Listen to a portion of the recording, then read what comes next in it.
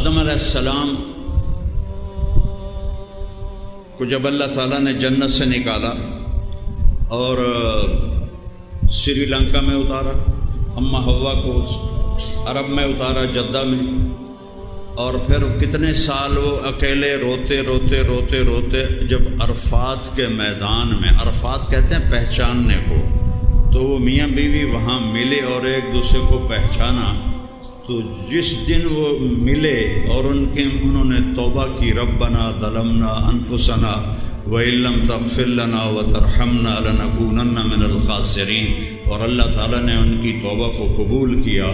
وہ 10 محرم تھا، 10 محرم تھا۔ اس کے بعد نوح علیہ السلام کی کشتی، طوفان آیا اور اللہ تعالیٰ نے کہا کہ فَاسْلُكْ مِنْهَا زَوْجَيْنِ اثْنَيْنِ، دو ایک جوڑا ساری مخلوق کا رکھ لے جو یہاں موجود ہے۔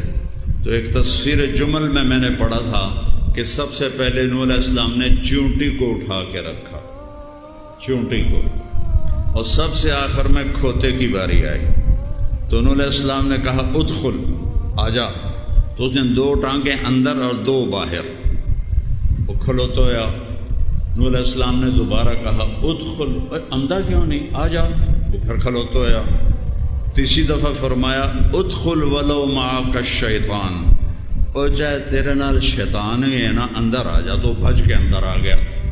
تو نوح علیہ السلام نے پوچھو ایک ہی، کہا جی شیطان میری ٹنگا ناپتے کھلوتویا ہی پچھوں، جب تسی آخیا شیطان بھی آ جاوے تھا تو آ جا، تو وہ بھی اندر آ گیا، کیونکہ اس دن شیطان کو بھی نجات نہیں ملنی تھی سوائے کشتی کے۔ تو کہا جی آپ نے کہا آ جا، چاہے تیرے ساتھ شیطان ہو تو نامراد آیا بیٹھا۔ پھر نوح علیہ السلام کی کشتی نے حرم شریف پہنچی تو آپ نے سب سے کہا احرام میں آ جاؤ، یعنی کوئی اپنی بیوی کے پاس نہ جائے، اور اس کشتی نے طواف کیا، 7 چکر کاٹے، جیسے ہم سب طواف کرتے ہیں، 7 چکر کاٹے۔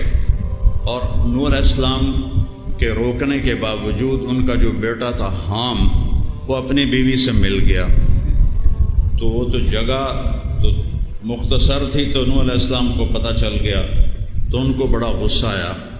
انہوں نے فرمایا کہ تیری یہ جو اولاد پیدا ہوگی نا، وہ ساری زندگی غلام رہے گی۔ تو اس حمل سے پہلا حبشی بچہ پیدا ہوا، اس سے پہلے کوئی کالا نہیں تھا، کوئی حبشی نہیں تھا، کوئی وہ مڑے ہوئے وال تھے، پھڈے پھڈے ناک تھے، عجیب جے چہرے، میں سارا افریقہ پھرا ہوں تقریباً، تو وہ پہلا بچہ پیدا ہوا، اس سے ساری افریقہ کی نسل چلی۔ ہم یہ سارے حام کی اولاد ہیں، ہم سام کی اولاد ہیں، اور یہ جو جتنے گورے ہیں یہ یافس کی اولاد ہے۔ تو نوح علیہ السلام کی کشتی جب طوفان ختم ہوا، وغیض الماء وقضی الامر واستوت علی الجودی، اور وہ جودی پہاڑ کے ساتھ لگ گئے، کھڑی ہو گئی، اور ان لوگوں نے نجات پائی، تو وہ 10 محرم تھا۔ پھر ابراہیم علیہ السلام کو جب آگ میں جلایا گیا اور اللہ نے بچا کے دکھایا، تو آگ بجھی اور وہ اس سے نکلے، تو وہ 10 محرم تھا۔ پھر موسیٰ علیہ السلام نے جو سمندر پار کیا اور فرعون اس میں ڈوبا اور بنو اسرائیل کامیاب ہو کے پار نکل گئے، وہ 10 محرم تھا۔ جب آپ مدینے تشریف لائے تو آپ نے دیکھا کہ یہودی 10 محرم کا روزہ رکھتے ہیں۔ آپ نے فرمایا تم یہ روزہ کیوں رکھتے ہو؟ کہنے لگے اس دن اللہ نے ہماری قوم کو فرعون سے نجات دی تھی۔ تو آپ نے فرمایا ہمارا حق موسیٰ پہ تم سے زیادہ ہے۔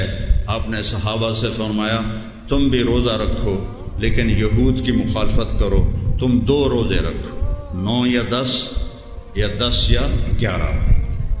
لیکن اب ایک روزہ ہی کافی ہے، کیونکہ مشابت نہیں ہے۔ اس وقت مشابت تھی کہ 3 طرف سے یہودیوں کی آبادیاں تھیں مدینے میں، بنو قریظہ، بنو قینقاع، بنو نضیر، تو وہاں تو آپس میں میل جول تھا، تو ان کے لیے آپ نے کہا کہ تسی 2 روزے رکھو۔ اب یہودی تو ہے نہیں، تو اب ایک روزہ ہی اصل ہے، اور یہ روزے کی اتنی فضیلت ہے، جو 10 محرم کو روزہ رکھتا ہے اس کے 1 سال کے پچھلے سال کے گناہ معاف ہو جاتے ہیں، اور اگلے سال جو گناہ کرے گا وہ بھی معاف ہو جائے، وہ پہلے ہی معاف ہو جاتا ہے۔ اللہ نے اس کی ایسی فضیلت رکھی۔